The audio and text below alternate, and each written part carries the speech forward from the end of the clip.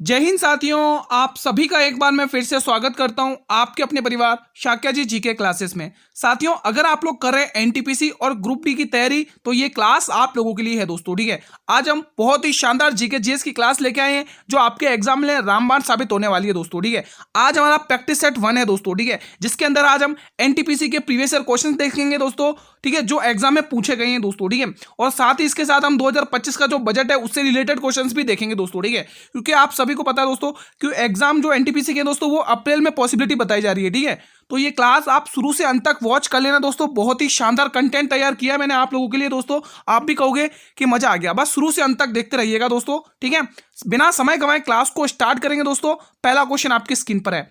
और हाँ दोस्तों, ये जो क्वेश्चंस रहेंगे वो दोनों ही लैंग्वेज में देखने को मिलेंगे, इंग्लिश और हिंदी दोनों ही लैंग्वेज में, बाइलिंगुअल। ठीक है, अहमद शाह अब्दौली भारत में किस एशियाई देश से आया था? ठीक है, बताइए दोस्तों। अब देखो, इंग्लिश में भी अफगानिस्तान को अफगानिस्तान ही कहेंगे, है ना, तो मैंने वो इसी हिसाब से रखा है। ठीक है, तो ये दोस्तों अफगानिस्तान से आया था दोस्तों। कहां से आया था? अफगानिस्तान से आया था दोस्तों। कब आया था दोस्तों बताइए, अगर आप लोगों को डेट पता हो दोस्तों। 23 जनवरी को आया था दोस्तों ना, 23 जनवरी 1757 के समथिंग आया था दोस्तों ना।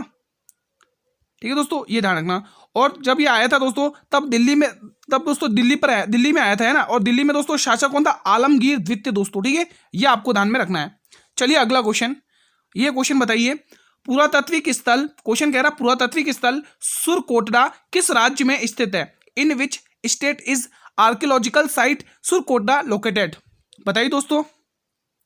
तो ये सिचुएटेड है गुजरात में दोस्तों। ठीक है, ये वो क्वेश्चन है दोस्तों जो एनटीपीसी में पूछे गए हैं दोस्तों, तो इस बात का ध्यान रखना दोस्तों। ठीक है, तो गुजरात में ही दोस्तों आपको लोथल भी ध्यान रखना दोस्तों, जो एग्जाम के लिए इंपॉर्टेंट है दोस्तों। लोथल एक बंदरगाह भी है दोस्तों। ठीक है, जो किस नदी पर है दोस्तों? भोगवा नदी पर दोस्तों। ठीक है, और ये भी ध्यान रखना दोस्तों, एग्जाम में पूछा जाता है। और उसी तरह से हड़प्पा की बात करें तो 1981 में दयाराम साहनी ने इसकी खोज करी थी दोस्तों, रावी नदी के तट पर दोस्तों। ठीक है, और जिसका लोकेशन क्या है? पाकिस्तान में दोस्तों। उसी तरह अगर हम मोहनजोदड़ो की बात करें तो 1922 में दोस्तों इसकी खोज की गई थी राखलदास बनर्जी के थ्रू दोस्तों। ठीक है, और इसकी भी लोकेशन क्या है? पाकिस्तान में दोस्तों। ठीक है, और दोस्तों ये किस नदी के तट पर है? तो ये सिंधु नदी के तट पर है। तो ये बेसिक फैक्ट आप लोग ध्यान में रखते चलना दोस्तों। ये बताइए, भारत में ये जो सिजदा प्रथा है, सिजदा प्रथा किसने शुरू की थी? इंपॉर्टेंट क्वेश्चन बनेगा आपके एग्जाम में। साथियों, अगर आप लोग शुरू से अंत तक क्लास को देखेंगे और जितनी भी क्लासेस आप देखेंगे दोस्तों, उनसे आपको बहुत ही बेनिफिट होने वाला है, ये मैं आपको विश्वास दे रहा हूं। ठीक है, क्योंकि आज इस क्लास को वो स्टूडेंट भी देख रहे हैं जो आरपीएफ कांस्टेबल के एग्जाम दे चुके हैं और जिन्होंने अपना 100% पूरा दिया दोस्तों, यानी कि उन्होंने अपना पूरा सिलेबस कवर किया। बस आपको सिर्फ रिवीजन करना है। ये वैकेंसी निकलना आपके लिए बहुत ही ईजी काम है दोस्तों। विश्वास दिला रहा हूं दोस्तों, बहुत ही ईजी काम है, क्योंकि आप आरपीएफ कांस्टेबल में पहले से तैयारी कर चुके हो। अब आपको सिर्फ रिवीजन करना है। तो ये प्रथा चालू करी थी गुरुजी बलबन ने दोस्तों। ठीक है, तो लो एवं रक्त नीति को अपनाया था दोस्तों। ध्यान रखना दोस्तों, एग्जाम में पूछा जाता है दोस्तों। ठीक है दोस्तों, सबसे क्रूर शासक था, ये भी आपको ध्यान रखना। ये किसका गुलाम था? इल्तुतमिश का गुलाम था। और इल्तुतमिश कौन था? गुलामों का भी गुलाम था दोस्तों, है ना। इल्तुतमिश जिसने तुर्क ए चैलगानी यानी 40 सरदारों का गठन किया था दोस्तों, है ना। तो इसके इल्तुतमिश से 2 सिक्के बहुत पूछे जाते हैं दोस्तों, है ना। जीतल और टका की मुद्रा चलाई थी, ये बहुत पूछा जाता है, तो इस बात का ध्यान रखना। ठीक है, और इल्तुतमिश किसका गुलाम था? ये कुतुबुद्दीन ऐबक का गुलाम था। और ऐबक किसका गुलाम था? गौरी का गुलाम था। इसीलिए इसे दोस्तों स्लेव डायनेस्टी कहा जाता है, गुलाम वंश कहा जाता है दोस्तों, है ना। इसमें दोस्तों गुलाम राजा बनते रहे। फिर इल्तुतमिश की बेटी बनती है रजिया सुल्तान, है ना। तो इस बात का ध्यान रखना दोस्तों। ये बलबन अगर बात करें 1266 से लेके 86 के समथिंग रहता है ना इसका टाइम पीरियड। 1266 से लेके स्टूडेंट्स 1266 से समथिंग 87 तक रहता है, 87 तक रहता है दोस्तों, है ना। 86 तक रहता है, सॉरी 86 तक, यहाँ पे लिखो 86। ठीक है दोस्तों, 86 तक रहता है। तो ये आप लोग टाइम पीरियड ध्यान रखना दोस्तों। ठीक है, बढ़े अगले प्रश्न की तरफ। चलिए अगला प्रश्न आपके स्क्रीन पर है। ये सारे क्वेश्चन दोस्तों एनटीपीसी में पूछे गए हैं, आप लोग भले सर्च करके देख सकते हैं दोस्तों। ठीक है, लिखा नहीं है तो क्या हुआ दोस्तों, एनटीपीसी में पूछे गए हैं, आप देख सकते हैं। 2011 की जनगणना के अनुसार भारत में 10 लाख से अधिक जनसंख्या वाले शहर कितने थे? साथियों, सेंसस 2011 की अच्छे से रट लेना, एग्जाम में बहुत पूछी जाती है दोस्तों। तो अब मैं थोड़े से बेसिक फैक्ट आपको बता देता हूं एग्जाम में पूछे जाने योग्य। तो सबसे पहले दोस्तों, जनगणना किसके अधीन है, किसके अंदर आती है दोस्तों? तो गृह मंत्रालय के अधीन है दोस्तों, ये आपको ध्यान रखना दोस्तों। ठीक है, कौन सी अनुसूची? 7वीं अनुसूची दोस्तों। ठीक है, ये बेसिक बता रहा हूं, 7वीं अनुसूची। कौन सा आर्टिकल? 248। ठीक है, ये आपको ध्यान रखना है। और दोस्तों और आपको क्या ध्यान रखना है? ये संघ सूची का विषय, ये भी ध्यान रखना। और दोस्तों आपको क्या ध्यान रखना है दोस्तों? जो अनियमित जनगणना हुई थी दोस्तों, वो कब हुई थी दोस्तों? 1872 में किसके समय में? मेयो के समय दोस्तों, ठीक है, वो अनियमित थी। लेकिन जो नियमित जनगणना हुई थी वो 1881 में रिपन के समय हुई थी दोस्तों, ये आपको ध्यान रखना दोस्तों, ठीक है। ये जो 2011 की जनगणना थी ये स्वतंत्र भारत की 7वीं जनगणना थी और कुल 15वीं जनगणना थी, ये भी आपको ध्यान रखना। 2011 की जनगणना के अनुसार 121 करोड़ की पॉपुलेशन बताई जा रही थी दोस्तों, ठीक है, ये भी आपको ध्यान में रखना है दोस्तों। और कौन सा ईयर था जिसमें नकारात्मक दर देखी गई थी दोस्तों? तो 1911 से लेकर 1921 तक का दोस्तों, ठीक है। -31 की देखी गई थी नागालैंड की दोस्तों, ये भी आपको ध्यान में रखना है दोस्तों, ठीक है। अगर दोस्तों हम साक्षरता दर की बात करें दोस्तों, तो भारत की कितनी लिटरेसी है? 74.4% है, जिसमें से 82.14% तो आपके पुरुषों की हो जाएगी और जिसमें फीमेल्स की कितनी हो जाएगी? महिलाओं की। तो ध्यान रखना 65.46% ये महिलाओं की हो जाएगी दोस्तों, तो ये भी ध्यान रखना दोस्तों, ठीक है। भारत का लिंगानुपात कितना है? 943 है दोस्तों, ये भी ध्यान रखना है। और जनसंख्या घनत्व कितना? 382 है, ये भी ध्यान रखना। जिसमें सबसे जनसंख्या घनत्व किसका है दोस्तों, बताइए? तो बिहार का, दूसरे पे बंगाल है, ठीक है। और न्यूनतम पूछे तो अरुणाचल, मिजोरम और सिक्किम, ये न्यूनतम है दोस्तों, ठीक है, ठीक है। और केंद्र शासित प्रदेश में पूछे सर्वाधिक पुदुचेरी है और न्यूनतम पूछे तो अंडमान और निकोबार का है, ठीक है। तो ये बेसिक फैक्ट मैंने आपके सामने रखा है दोस्तों, तो ये आप ध्यान में रखना। तो फिलहाल इसका जो आंसर होगा मेरे स्टूडेंट्स वो 53 होगा दोस्तों। कितना होगा? 53। आई होप कि दोस्तों आपको अच्छे से रिवीजन हो रहा होगा दोस्तों। विश्वास देता हूं दोस्तों, आप लोग अंत तक क्लास को वॉच कर लो, आप खुद कहोगे कि गुरुजी मजा आ गया, अच्छे से रिवीजन हुआ है मेरा, ठीक है। बिल्कुल आप लोग देखो शुरू से अंत तक जुड़ोगे। देखो आरपीएफ कांस्टेबल में भी हमने जो बच्चे मेरे से शुरू से जुड़े थे उनको क्वेश्चन भी देखने को मिले हैं एग्जाम में, है ना। तो आप लोगों को शुरू से सीरीज देखनी है दोस्तों। आज तो पहला ही प्रैक्टिस सेट है, आपको पता भी नहीं चलेगा कि कब हमने पीवाईक्यू क्वेश्चंस भी कवर कर लिए, कब एक्सपेक्टेड क्वेश्चंस भी कवर कर लिए ना। तो आप लोग सीरीज से जुड़े रहें। भारत के किस पड़ोसी देश का क्षेत्रफल सबसे अधिक है दोस्तों? तो बिल्कुल सभी को पता है, बांग्लादेश का 4096 और न्यूनतम पूछे तो 106 अफगानिस्तान का है। चलिए ये क्या बोला है इसके बारे में और देख लेते हैं रिलेटेड, ठीक है। तो सबसे पहले सर्वाधिक सीमा कौन लगाता है हमारे भारत के साथ? तो बिल्कुल 4096 किलोमीटर की कौन है? बांग्लादेश दोस्तों, ये बात विशेष रूप से ध्यान रखना, यही क्वेश्चन पूछे जाते हैं। न्यूनतम सीमा किसकी? अफगानिस्तान की 106 किलोमीटर की। पाकिस्तान की कितनी है? 33-23 किलोमीटर की दोस्तों, है ना। म्यांमार की कितनी है? 1643 किलोमीटर की। नेपाल कितनी सीमा लगाता है? 1751 किलोमीटर की। भूटान लगाता है 699 किलोमीटर की और चीन लगाता है 3438 किलोमीटर की दोस्तों, ठीक है। आप टेंशन ना लें दोस्तों, इसकी पीडीएफ ये क्लास खत्म होने के बाद मैं टेलीग्राम ग्रुप पर अपलोड कर दूंगा दोस्तों, और टेलीग्राम ग्रुप का लिंक हमारे वीडियो के डिस्क्रिप्शन बॉक्स में दिया हुआ है, ठीक है। और मैं इस वीडियो के डिस्क्रिप्शन बॉक्स में कमेंट भी कर दूंगा दोस्तों, है ना, लिंक टेलीग्राम ग्रुप का, जहां पर आपको पीडीएफ मिल जाएगी। स्वतंत्रता के बाद भारत की संविधान के अध्यक्ष कौन थे? संविधान सभा के अध्यक्ष कौन थे बताइए? देखो स्वतंत्रता के बाद बात करिए तो राजेंद्र प्रसाद दोस्तों, ठीक है। तो यहां पर यह आपको ध्यान रखना है। अब यहां पर कुछ बैठक देख लेते हैं दोस्तों, जैसा कि आप देख सकते हैं भारत के साथ, अच्छा ये पहला आ गया, कोई दिक्कत नहीं दोस्तों। भारत के साथ सीमा लगाने वाले राज्य दोस्तों, जो मैं देश जो मैं आपको पढ़ा चुका हूं, ठीक है, ये आप ध्यान रखना, ये मैं पढ़ा चुका हूं, ये वाला देखिए। अब क्वेश्चन कह रहा है भारतीय संविधान को कितनी लिखने वाली संविधान सभा के उपाध्यक्ष कौन थे? बताइए दोस्तों, उपाध्यक्ष पूछा है दोस्तों, है ना। बताइए क्या आंसर आएगा? Deputy chairman. तो इसका जो आंसर आएगा H.C. मुखर्जी। क्या आएगा? H.C. मुखर्जी। आप थोड़ा सा देख लेते हैं कुछ इंपोर्टेंट फैक्ट जहां से क्वेश्चन आपके एग्जाम में आना फिक्स है। संविधान सभा की बैठक, कॉन्स्टिट्यूएंट असेंबली मीटिंग्स दोस्तों, तीनों ही बैठक आपके सामने रखूंगा और एग्जाम में क्वेश्चन पूछा जाएगा दोस्तों, ठीक है। तो ध्यान रखना एग्जाम में क्वेश्चन पूछा जाएगा। तो फर्स्ट बैठक कब होती है दोस्तों? 9 दिसंबर 1946। आप ये ना सोचे कि ये तो हिंदी में लिखा हुआ है, दोस्तों बेफिक्र है, ये हिंदी में, तो ये आपके सामने इंग्लिश में है ना। आप वीडियो को पॉज करके पढ़ सकते हैं, ठीक है दोस्तों, ठीक है। पहली बैठक होती है 9 दिसंबर 1946 में, जिसमें अस्थायी अध्यक्ष कौन बनते हैं? सच्चिदानंद सिन्हा। फिर संविधान की दूसरी बैठक होती है जिसको कब होती है? 11 दिसंबर 1946 में। यहां पर स्थायी रूप से परमानेंट बनते हैं राजेंद्र प्रसाद, और उपाध्यक्ष बहुत पूछा जाता है, इंपॉर्टेंट है दोस्तों, ये इंपॉर्टेंट फैक्ट है, ये इंपॉर्टेंट फैक्ट है, उपाध्यक्ष, ठीक है। उपाध्यक्ष एग्जाम में पूछा जाता है, देखो अभी आपको अभी पूछा था क्वेश्चन में ना, H.C. मुखर्जी, ठीक है, उपाध्यक्ष। और अंतिम बैठक होती है संविधान की 24 जनवरी 1950 में दोस्तों, ठीक है। तो ये इसका हिंदी इंग्लिश वर्जन है, आप पढ़ सकते हैं अच्छे से। अगला क्वेश्चन, और हाँ उससे पहले मैं बता देता हूँ, अभी मैं आपको कहा था ना दोस्तों फ्री पीडीएफ मिलेगी आपको इस क्लास की, मैं विश्वास दिला रहा हूँ आपको फ्री पीडीएफ मिलेगी दोस्तों, कोई चार्ज नहीं है, बस हमारा फर्ज ये है कि आप कैसे भी करो रिवीजन करो दोस्तों। अब ये जो टेलीग्राम ग्रुप, ये आप देख सकते हैं, ये हमारे टेलीग्राम ग्रुप का लिंक है दोस्तों, आप टेलीग्राम ग्रुप पर जाकर भी सर्च कर सकते हैं शाक्या जी जीके क्लासेस, वहां पर टेलीग्राम ग्रुप का लिंक मिल जाएगा, वहां से पीडीएफ डाउनलोड करिए और अच्छे से पढ़िए दोस्तों, ठीक है। अब ये क्वेश्चन देखिए, अल्लाह रखा के नाम से लोकप्रिय अल्लाह रखा कुरैशी एक भारतीय डैश के वादक है। एनटीपीसी में ही पूछे गए क्वेश्चन से, आज की क्लास में सारे एनटीपीसी में पूछे गए क्वेश्चन से भाई साहब, ठीक है। देखो ग्रुप डी वालों को भी देखना है, ठीक है। अब ये ना सोचे कि बार बार ये कमेंट नहीं करेंगे कि हमें ये क्लास देखनी है या नहीं देखनी दोस्तों। देखो जीके जीएस बिल्कुल वही रहती है दोस्तों, है ना। थोड़ा सा एफर्ट डालना है तो वो साइंस पे ग्रुप डी में 30 नंबर की है, और एनटीपीसी में सीबीटी 1 में दोस्तों कितनी 40 नंबर की जीके जीएस है, तो यहाँ पर आंसर आएगा तबला वादक दोस्तों। अब तबला वादक में अल्लाह रखा खान है ना, जाकिर हुसैन, ये आपको ध्यान रखना है, स्वप्न चौधरी है ना, लतीफ अहमद खान, किशन महाराज, गुदई महाराज, ये सारे ही ध्यान रखना दोस्तों, एग्जाम में बहुत बार पूछे जाते हैं दोस्तों। अनोखे लाल मिश्र, ठीक है, ये सारे के सारे ध्यान रखना। अगला क्वेश्चन, चलिए अगला क्वेश्चन देख लीजिए। अगला क्वेश्चन कह रहा है रेचुंगम घा तो कीटो और ची रमू डैश की नृत्य शैलियां दोस्तों। क्या करें, नाम ही अजीब से, लेकिन पढ़ना तो पड़ेगा दोस्तों, यह एनटीपीसी में क्वेश्चन पूछा गया है।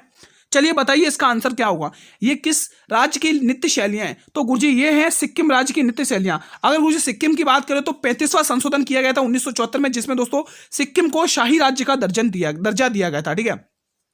उसके बाद दोस्तों जो 35वां संशोधन हुआ था ना दोस्तों, ये तो 36वां संशोधन है ना, सॉरी 35वां, हाँ ठीक है, तो 36वें संशोधन के तहत दोस्तों उसको पूर्ण राज्य का दर्जा दिया गया था 1975 में दोस्तों, ठीक है। तो ये सिक्किम, अच्छा ये क्या हो गया, इसको सही से लिख देते हैं, एक काम करते हैं इसको सही कर देते, हाँ ठीक है। तो यहाँ पे आप सिक्किम टिक करेंगे दोस्तों, सिक्किम इसका सही जवाब है, यहाँ पे सिक्किम टिक करेंगे। अरे यार एक मिनट, ठीक है, हाँ ये सिक्किम टिक करेंगे आप लोग, ठीक है। अगला क्वेश्चन आपकी स्क्रीन पर है, ये बताएंगे मेरे सभी स्टूडेंट्स एक बार। क्वेश्चन कह रहा है कौन सा राज्य सैकुटी जाई की लोक संगीत परंपराओं का उद्गम स्थल है, बताइए। Which state is the origin place of folk music traditions of Saikuti Zai. इसका आंसर क्या होगा, इसका आंसर क्या होगा दोस्तों, मिजोरम होगा दोस्तों। किसका, इसका आंसर क्या होगा, मिजोरम होगा। ऑप्शन नंबर बी प्रश्न का बिल्कुल सही जवाब है। खनवा का युद्ध कब लड़ा गया था, बाबर के चारों युद्ध रट लेना, एग्जाम में पूछा जाएगा दोस्तों। खनवा के युद्ध की बात करें दोस्तों तो ये 1527 में लड़ा गया था दोस्तों। किस किस के बीच में लड़ा गया था, बाबर वर्सेस राणा सांगा दोस्तों। किस किस के मध्य लड़ा गया था, बाबर वर्सेस राणा सांगा, है ना, मेवाड़ के राजा है ना, मेवाड़ राजा राणा सांगा है ना, ये आप ध्यान रखना है, राणा सांगा। जो इंपोर्टेंट लगेगा वो मैं लिखता रहूंगा दोस्तों, है ना, फैक्ट। और बाकी तो मैं आपके लिए अच्छा कंटेंट बना के लाया हूं, आप बस रिवीजन करिए दोस्तों और पीडीएफ से, ठीक है। तो बाबर के चारों युद्ध आप लोगों को ध्यान रखना दोस्तों। और यहाँ पर हार किसकी होती है दोस्तों, यहाँ पे हार किसकी होती है, यहाँ पर हार होती है दोस्तों, यहाँ पर हार होती है राणा सांगा जी की दोस्तों, ये ध्यान रखना दोस्तों, ठीक है। अब मैं आपको बाबर के 4 महत्वपूर्ण युद्ध बताऊंगा दोस्तों, जो आपको अच्छे से मुंह पर रटे हुए होने चाहिए। बाबर के महत्वपूर्ण 4 युद्ध दोस्तों, इंपोर्टेंट बैटल्स ऑफ बाबर, है ना, इंग्लिश और हिंदी दोनों ही लैंग्वेज में, आप बेफिक्र रहें, आप अच्छे से रिवीजन करें। तो सबसे पहला युद्ध 1526 का ध्यान रखना दोस्तों, 1526 का पहला युद्ध ध्यान रखेंगे। 21 अप्रैल को पानीपत का पहला युद्ध हुआ है दोस्तों, जिसमें किसके पक्ष में दोस्तों, बाबर बनाम दिल्ली के सुल्तान इब्राहिम लोदी, बाबर और दिल्ली के सुल्तान इब्राहिम लोदी के बीच में, ये वो पहला युद्ध था जिसमें दोस्तों इब्राहिम लोदी युद्ध भूमि में मारा जाने वाला पहला शासक था। और यहीं से दोस्तों क्या होता है, बाबर अपने जो मुगल साम्राज्य की स्थापना होती है, कहने का मतलब है ना, युद्ध भूमि में मारा जाने वाला पहला शासक बनता है इब्राहिम लोदी, और यहीं से दिल्ली सल्तनत का अंत होता है और यहां से मुगल सत्ता चालू होती है दोस्तों, ठीक है। इसका रिजल्ट क्या रहता है कि बाबर की जीत होती है और लोदी की हार हो जाती है ना, इब्राहिम लोदी की, ठीक है। तो भारत में मुगल साम्राज्य की शुरुआत हो जाती है, जिसका इसका मैंने अभी बता चुका हूं दोस्तों, ठीक है। अब दूसरा युद्ध, ये इसका इंग्लिश वर्जन है, ठीक है, ये इसका इंग्लिश वर्जन है, आप पढ़ सकते हैं अच्छे से। ये देखो एक और युद्ध 1526 पढ़ लिया, 27 देखो खनवा का युद्ध, देखो दोस्तों कब हुआ, 16 मार्च 1527 में दोस्तों। ये खनवा का युद्ध हुआ कहां दोस्तों, ये खनवा जगह कहां है, वर्तमान में राजस्थान के भरतपुर में है दोस्तों, राजस्थान के भरतपुर में है, ठीक है, राजस्थान का बॉर्डर है ना, यहीं से दोस्तों यूपी का बॉर्डर चालू हो जाता है, राजस्थान भरतपुर के बाद, है ना, ठीक है दोस्तों। तो ये ध्यान रखना, ये भरतपुर में है दोस्तों, ठीक है, ये जगह आप ध्यान रखना, जगह भी कभी भी पूछ ली जाती है तो ध्यान रखना, ठीक है, हमें कोई क्वेश्चन छोड़ना नहीं है जो एग्जाम में आए, ठीक है। तो ये किस किस के बीच में हुआ, बाबर और राणा सांगा के बीच में, ये तो मैं पढ़ा चुका हूं दोस्तों, है ना। तो बाबर ने राणा सांगा को हराया, ठीक है, स्थान आगरा से 60 किलोमीटर पश्चिम में है ना, तो वही ध्यान रखना, ये इसका इंग्लिश वर्जन है। चलिए ये देखिए 1528 बाबर ने चंदेरी का युद्ध लड़ा था, ये भी ध्यान रखना है। कब था दोस्तों, 29 जनवरी 1528 में। बाबर की मुगल सेना और मालवा के शासक मेदिनी राय की राजपूत सेना, इनके बीच में ये युद्ध लड़ा गया था। यहां पर भी बाबर जीत जाता भाई साहब, यहां पर भी बाबर जीत लेता दोस्तों, ठीक है, जिससे मुगल शासन की मजबूती मिल जाती दोस्तों। और ध्यान रखना दोस्तों, जो खनवा का ये युद्ध हुआ था दोस्तों, उसी के बाद दोस्तों बाबर ने गाजी की उपाधि धारण करी थी, ये इसका इंग्लिश वर्जन है दोस्तों, ठीक है। अब एक और है दोस्तों, एक और क्वेश्चन है 1500 एक और युद्ध है 1529 का, घाघरा का युद्ध, ये भी इंपॉर्टेंट है, 6 मई 1529 में होता है। किस किस के मत होता है, महमूद लोधी वर्सेस बाबर और बंगाल के सुल्तान नुसरत शाह के बीच में होता है दोस्तों, बाबर के विरोधी, बाबर की तरफ से है ना, तो ध्यान रखना है, ये भी इंपॉर्टेंट है।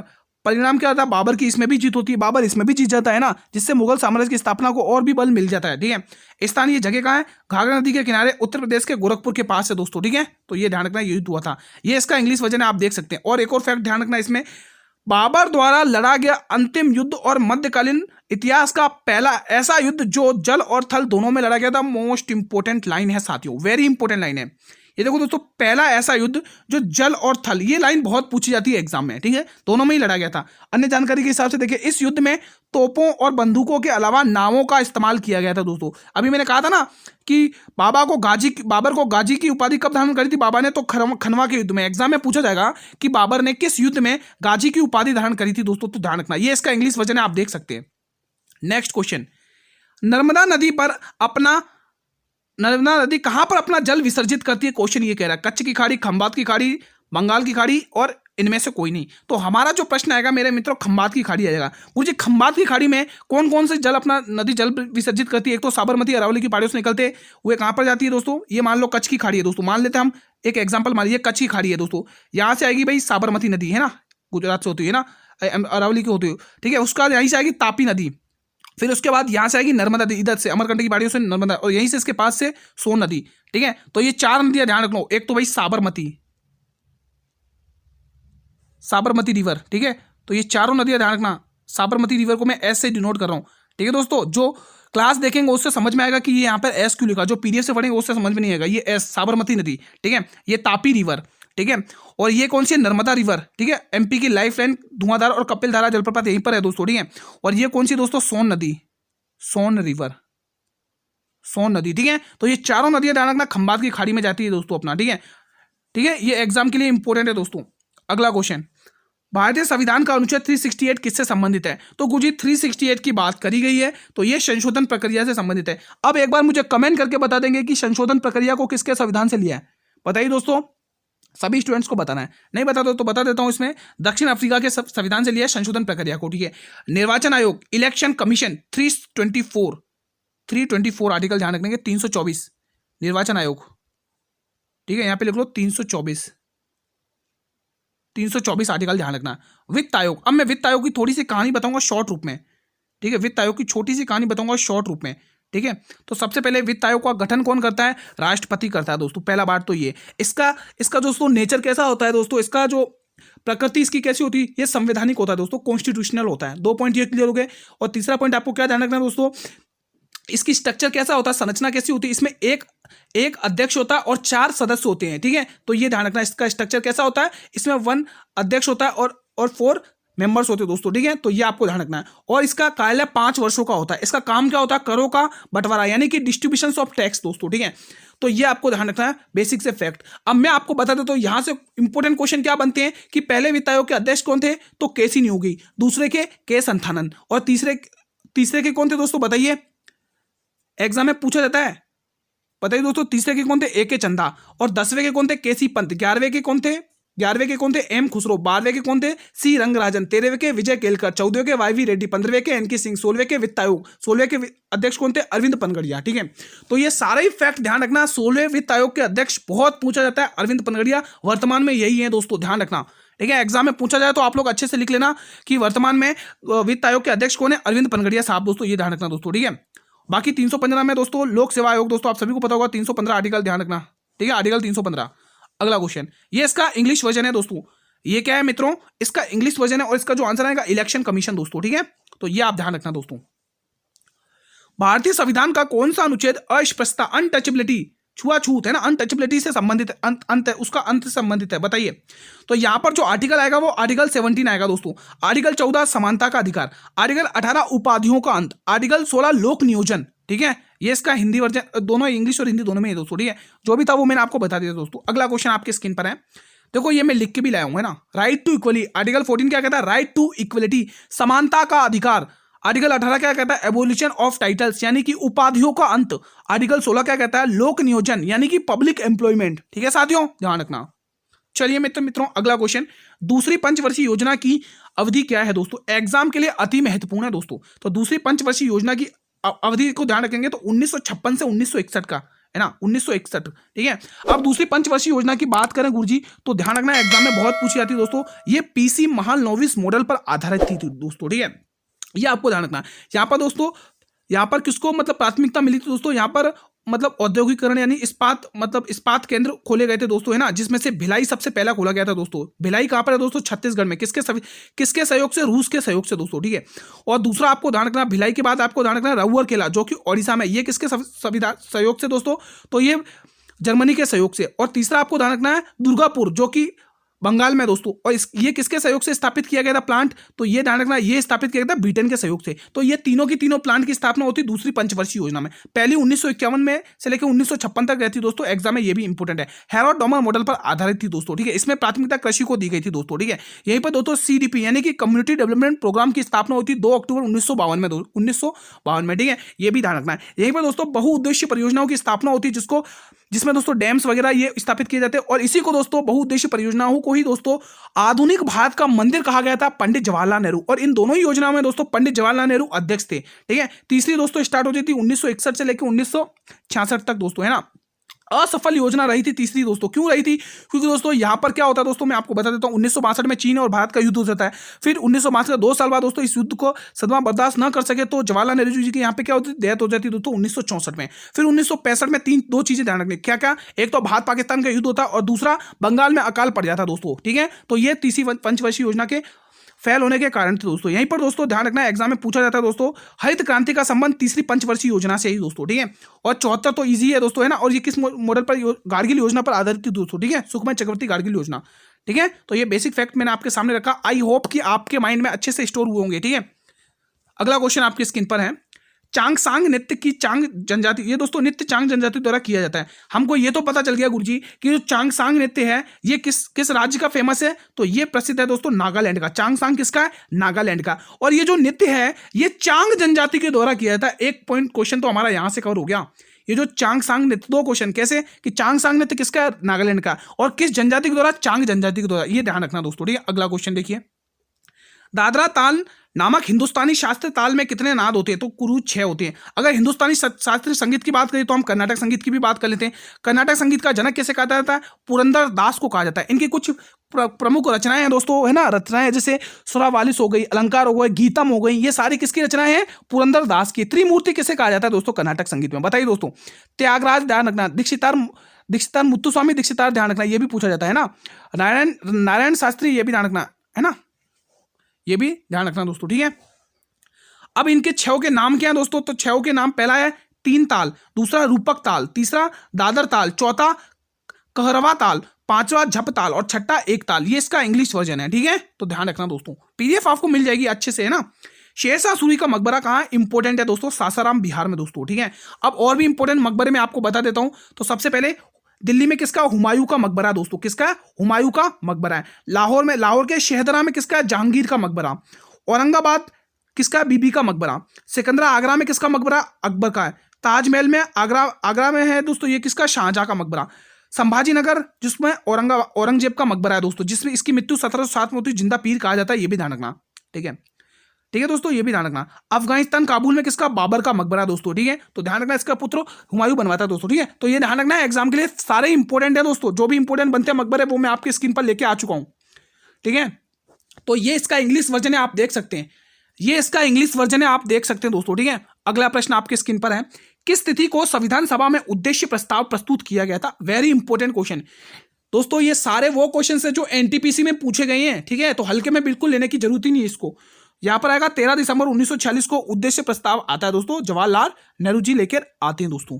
फिर भारतीय संविधान को कब अंगीकृत किया गया था, when was the Indian constitution adopted, the answer will be 26 नवंबर 1949 को दोस्तों। लागू कब हुआ था बताइए, 26 जनवरी 1950 को, है ना।